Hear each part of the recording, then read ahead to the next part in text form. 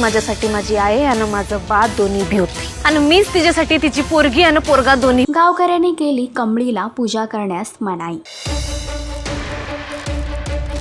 ऋषी करणार कमळीची मदत। कमळी या मालिकेच्या आगामी भागामध्ये एक नवा ट्विस्ट लवकरच प्रेक्षकांना पाहायला मिळणार आहे। एकीकडे कमळीच्या आयुष्यातून तिच्या आईचं अस्तित्व गेलं आहे आणि त्यामुळे कमळी दुःखी आहे। तिनेच आपल्या आईची श्राद्ध पूजा घालण्याचं ठरवलं, मात्र यासाठी गावकरी तिच्या विरोधात आहे। पोरगी आणि पोरगा दोन्ही भी आणि म्हणूनच माझ्या आईसाठी तिची ही लेख सगळं कार्य पूर्ण करणार।